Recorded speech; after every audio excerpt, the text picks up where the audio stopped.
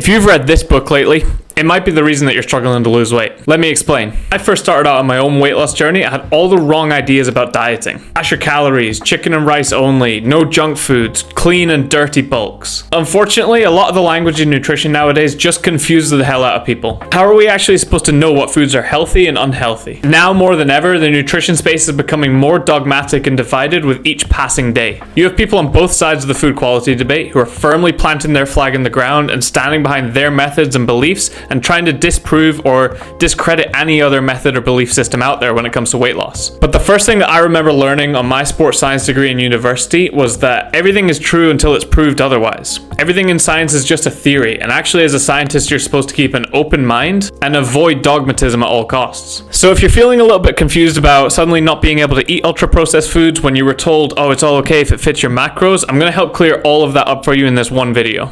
And I'll clear up exactly what you need to know so that you can improve your relationship with food, and ultimately that'll allow you to lose weight, keep it off, and the whole time enjoy dieting for once. And if that sounds like it's right up your street, make sure you hit the subscribe button so I can deliver more of this information to you in a crisp, clear, concise way. And that way you'll never ever be confused about how to lose weight again in your life. So the problem I see with books like this is that it creates a black and white, rigid set of rules when it comes to dieting. Unfortunately, it can scare people or demonize certain foods. I'm personally a huge foodie as well, so I do agree with the ideology of constantly looking for high quality, rich, organic, whole food ingredients in your diet. But there is a fine line between perfectionism and practicality in today's modern age. So it would be fantastic if we could all just grow our own vegetables, raise our own cows and cattle and chickens, and just eat like that.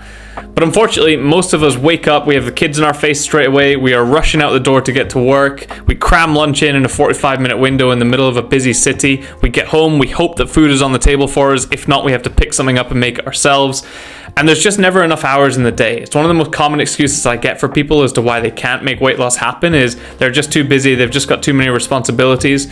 So for us, we never really preach any of this perfectionist or convenience ideology. Everything actually sits on a scale. And that's one of the first things that you can do to improve your relationship with food is change the idea of foods being either good or bad. Black or white, healthy or unhealthy. You just want to think of this all on a continuum. What's the most perfect option I could take right now, and what's the most convenient option I could take right now? You want to be somewhere in the middle, maybe slightly towards the optimal perfectionist side of food. But again, it's about being flexible along this continuum, not just putting yourself in one camp or the other. If you know that you're guilty of looking at certain foods as good or bad, I want you just to change that language this week. If you can do one thing from this video to improve your relationship with food and help you lose weight without feeling like dieting sucks the whole time, try this. Instead of good foods and bad foods, try labeling them as aligned or flexible. We can be flexible and bring chocolate and sweet foods and things like that into our diet, but we kind of want to make choices that are more aligned with our goals more often than not. Try that out, I promise it works. Oh, I like the idea that Chris Van Tilliken is putting into his book here. He's talking about avoiding processed foods for the negative effects it can have on your health beyond weight loss.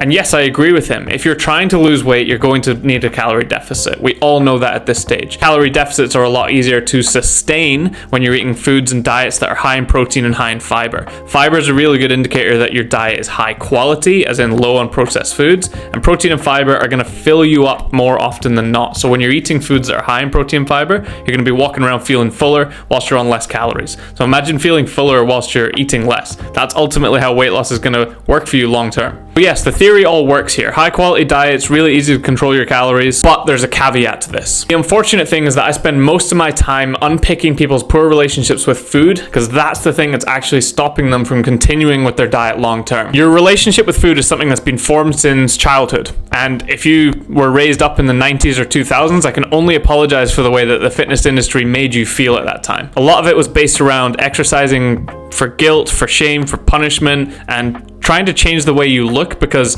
you were led to believe that you're only of certain value or your worth is only defined by how you look to other people. And that's just simply not true. But unfortunately, it made most people really resent exercising, really resent dieting, and kind of gave us some really stupid and strict and stringent rules to adhere to. If you grew up in the cocaine, heroin chic era that most people looked at Kate Moss and thought, oh, I should behave like that. I should look like that. Skinny is better than whatever food tastes. I can't remember the quote, but it was pretty awful. If you were raised in that kind of culture, it's no wonder you've got poor self-image, low self-esteem, a horrendous relationship with food, all or nothing diet rules that cause you to self-sabotage and go off track when you've ruined your perfectionist streak. So I can only apologize, but you need a new set of diet rules, and you need to work on your relationship with food first, rather than thinking about things as just being perfect or failed. Ironically, when you're assigned fixed, rigid, strict diet rules, and you're told by society and media that you're only of value if you weigh a certain number, it tends to destroy your self-esteem. And we all know that you can't hate your way into great shape. So I would like you to take the ideology behind Chris Van Tilliken's book as an ideal to strive towards, but I don't think it's like a Bible for most people to stick to when it comes to forming their diet rules. If you've struggled with weight your whole life and you're just even more confused now that ultra-processed people has told you can't eat certain foods, there's 3 diet rules that I proposed in my last video that I want you to remember. Number 1, no foods are off the table when it comes to losing weight. Everything fits into a weight loss plan, provided you account for what you're eating. Number 2, imperfect action beats perfect action 100 times out of 100. So if you ruin your perfectionist streak and you indulge in a little bit of chocolate at the weekends, don't freak out and don't quit.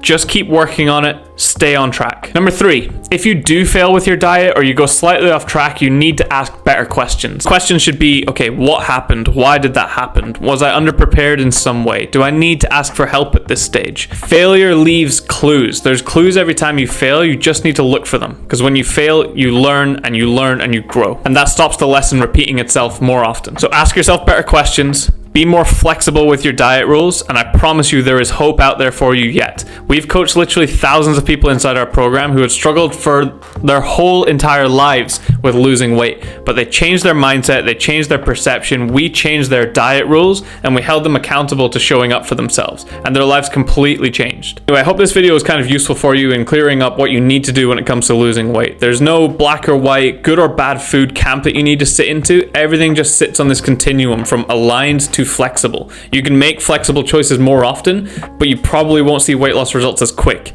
You can make aligned choices more often, but that's going to be a lot tougher to sustain. So the sweet spot is somewhere in the middle. If I had a preference, I would like to see everyone on that slightly more aligned option. But relax, enjoy food, everything is on the table, limit your consumption of processed foods as best as possible, but don't freak out if you enjoy a little bit of chocolate at the weekends.